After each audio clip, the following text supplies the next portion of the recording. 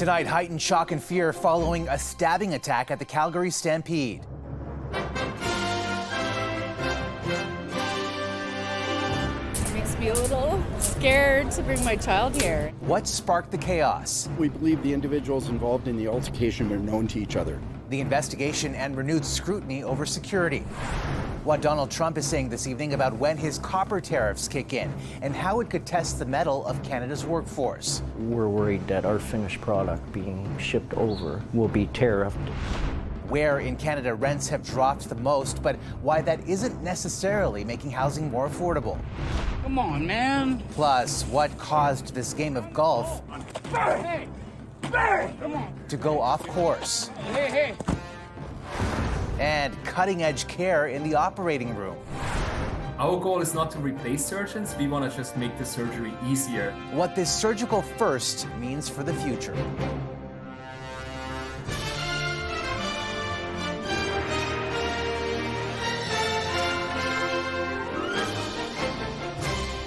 CTV National News with Omar Sachedina.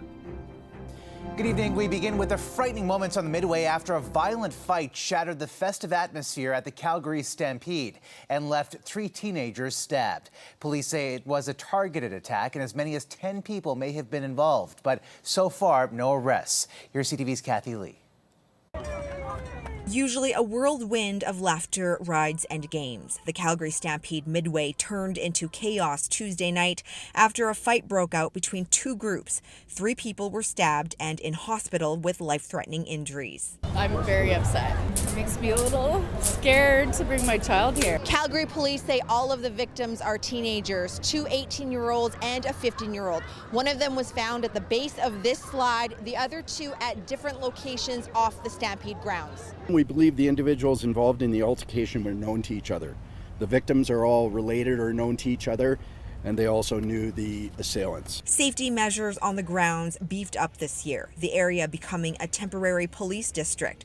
And just like years before, guests have to go through a metal detector and bags searched at the entrance. At this time, police say security levels remain the same. It makes me think about how the security up front with take stuff out of your pockets should maybe tighten down a bit. Investigators haven't confirmed the weapon and whether or not it was brought onto the grounds. Last night we remained at our highest level of security searches throughout the evening despite the volume of people that were arriving at our parks. More than 190,000 people were at the Stampede yesterday. Crowds swelled in size at this free concert. At times things got a bit rowdy, leading to an arrest. Police don't believe the concert is linked to the stabbing. Despite all this, some Stampede goers feel safe. I feel like if you're just aware of your surroundings, you'll be okay. Police are still on the hunt for suspects and a motive. We believe several may have witnessed or recorded the incident on their cell phones. While the shadow of this violent incident lingers, it hasn't hampered the spirit of the Stampede.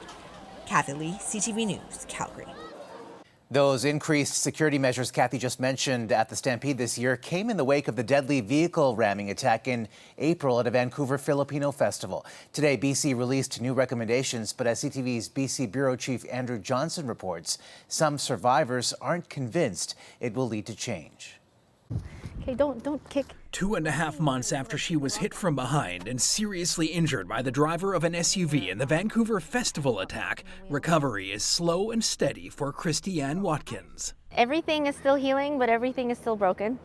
I can stand for a little bit longer. I can walk for a little bit longer, but my wheelchair is still close by me all the time because I do get tired. Watkins is one of many who have been waiting for the provincial report into improving safety at future public events. Its 6 recommendations were made public today, including a risk management assessment being carried out at all events in BC, big or small, identifying risks related to access and crowd management. BC should establish a centralized hub to support event safety, including training and practical tools for organizers.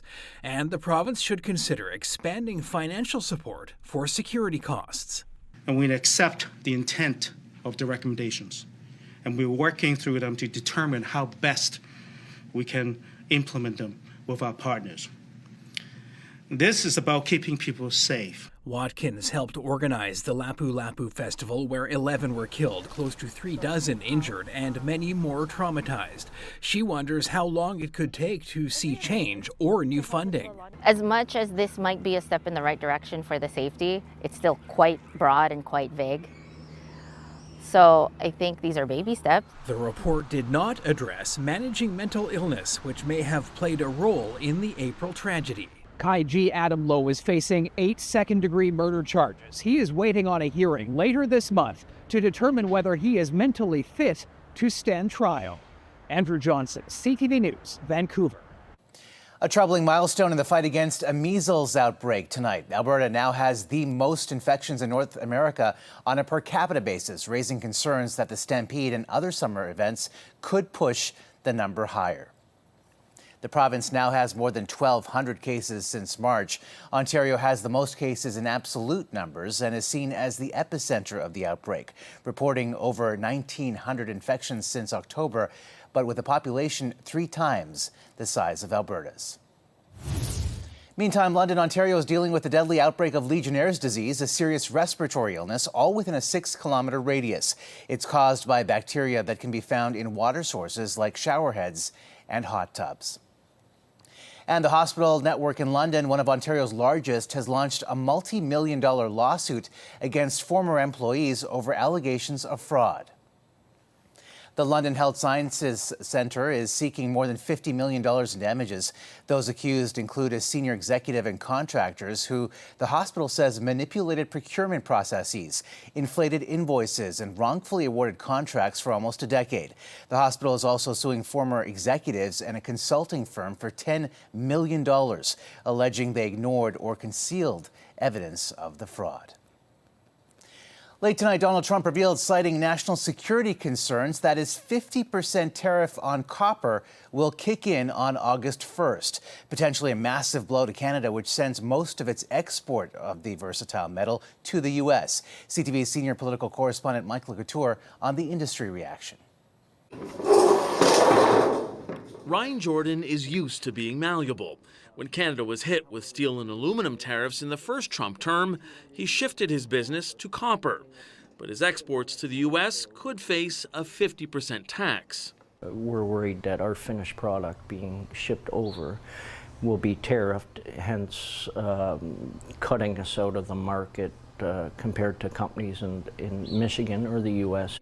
American customers make up about 20% of his business, and those types of tariffs would be a major dent in the industry. Of the $9.3 billion worth of Canadian copper exports in 2023, more than half went to the U.S. The next 2 biggest destinations were China and Japan. Some trade experts believe there is an irony to the U.S. imposing tariffs under the guise of national security. That may cause the allies to form coalitions with each other, turn to other superpowers like China and the EU, and ironically will be undermining U.S. national security by undermining allied confidence in the United States. We have not yet seen an executive order. Industry Minister Melanie Joly says the government is watching closely for any more trade action from the United States, and the government's focus is on getting a trade deal for workers. My job right now is to make sure that in the context of this trade war, I'm supporting the front lines of this trade war, which are the workers and the companies affected by the unjustifiable and unjustified tariffs. And the clock is ticking to get a deal done. Canada's self-imposed deadline to hammer out a new economic and security agreement with the U.S.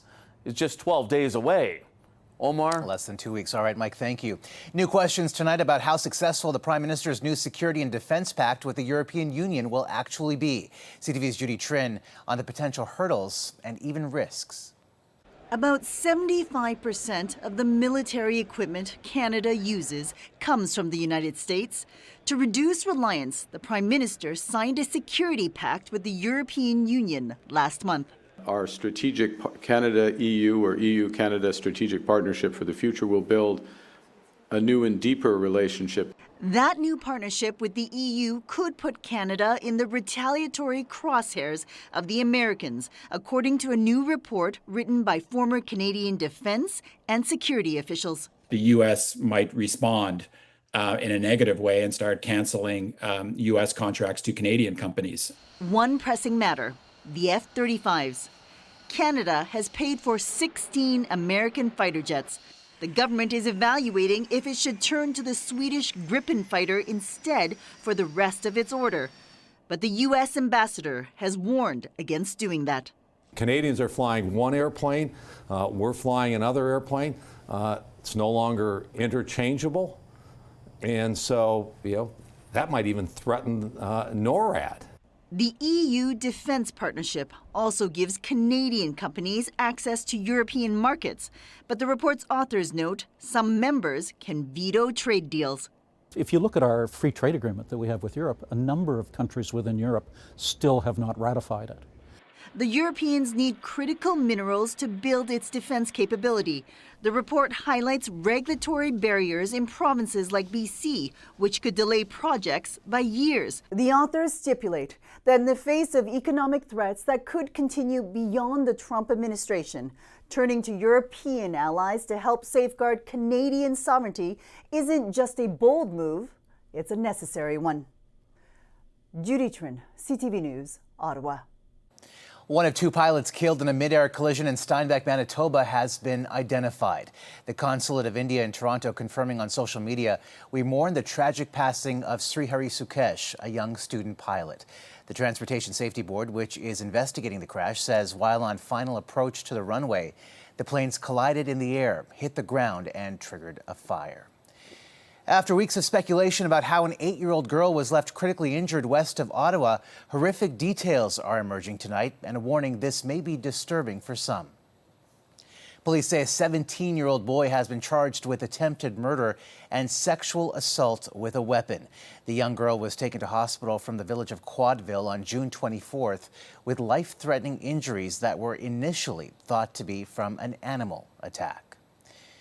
New signs tonight that Ottawa will likely miss its 2026 deadline for nationwide implementation of $10 a day daycare. CTV's Rachel Aiello on what that means for families in need.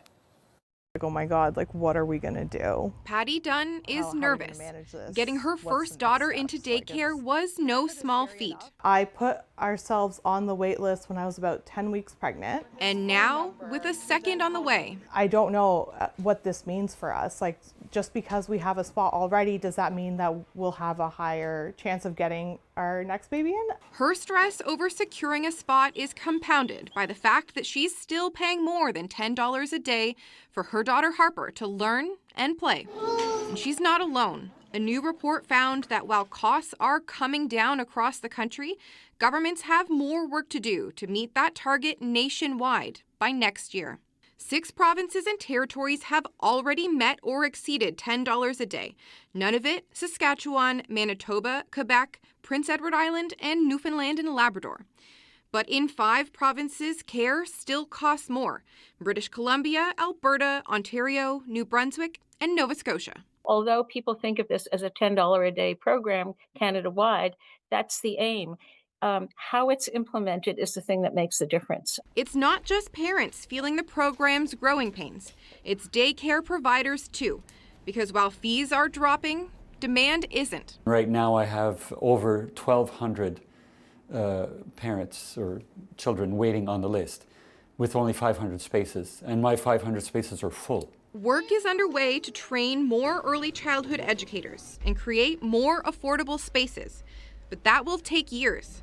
And in the meantime, moms like Patty will keep hoping they'll get one. But if not, we're going to be in the trenches again like everyone else. Today, Families Minister Patty Hajdu's office said the federal government will continue to work with the provinces and territories on creating more spaces, while touting the $27 billion Ottawa has already committed. Omar? CTV's Rachel Aiello in Ottawa tonight. Rachel, thank you. Coming up. I've been looking to move out, but it's just not possible with how expensive it is. Why there's no relief for some tenants despite dropping rents. Plus, Hey! Come on, man. what teed off this former NHLer at an Alberta golf course.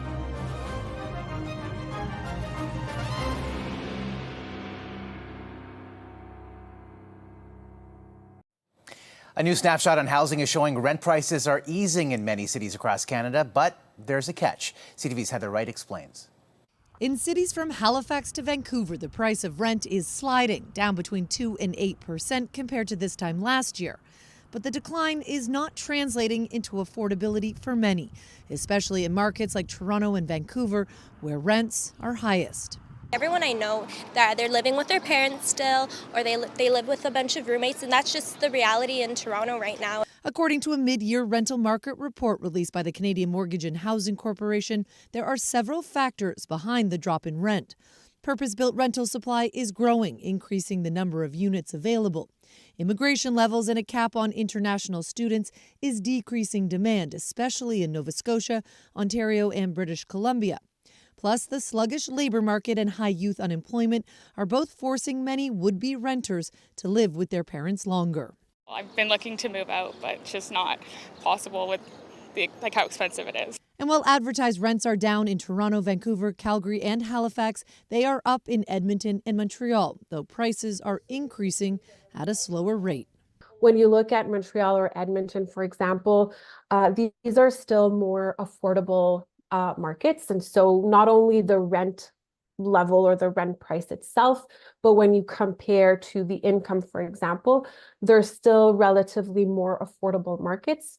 The CMHC expects rental costs to continue going down over the course of the year. Of course, good news for affordability, but the Housing Corporation warns a decrease in demand could discourage developers from building more units, which could hurt supply in the long term. Heather Wright, CTV News, Toronto. Still ahead. It's very troublesome to see a crop like this, where the only thing growing is stress for farmers after states of emergency due to drought.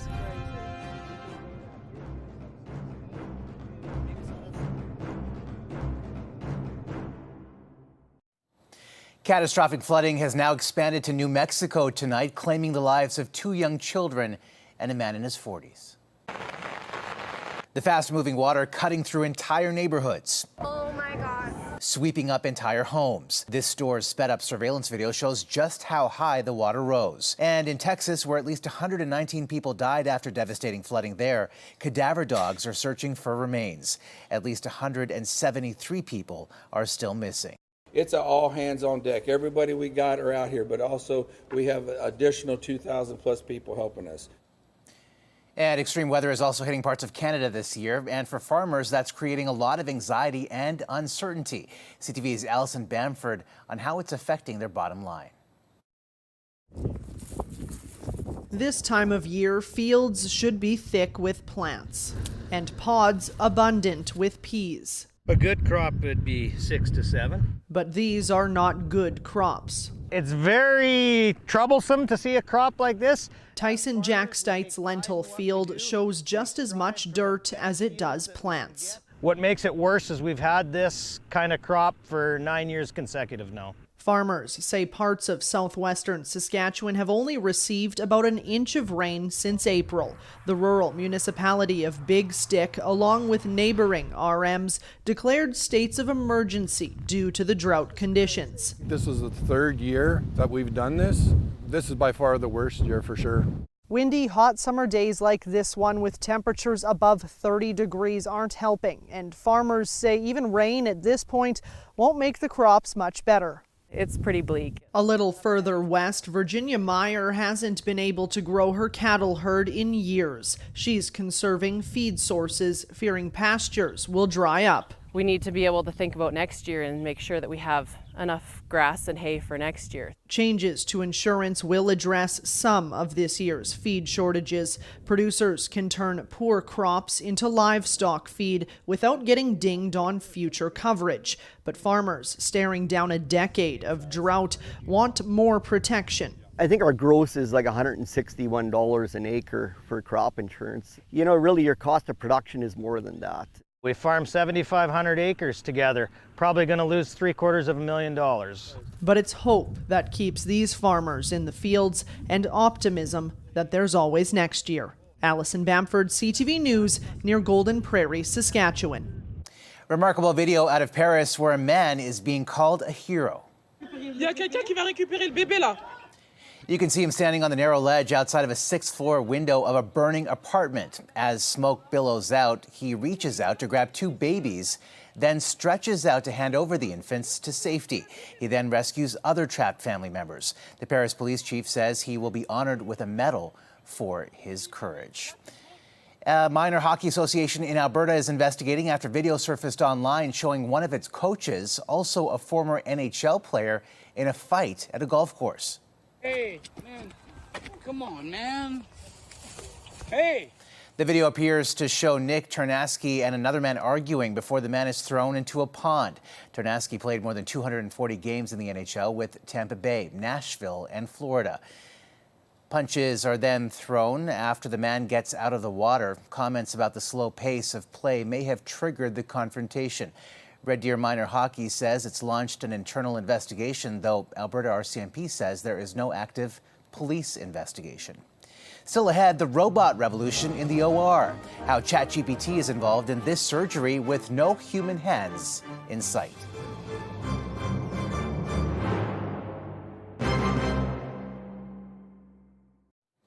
Medical science is constantly making incredible advancements, and now it's breaking new ground. For the first time, a robot powered by artificial intelligence has successfully performed a surgery without human intervention. CTV's Abigail Beeman on the breakthrough.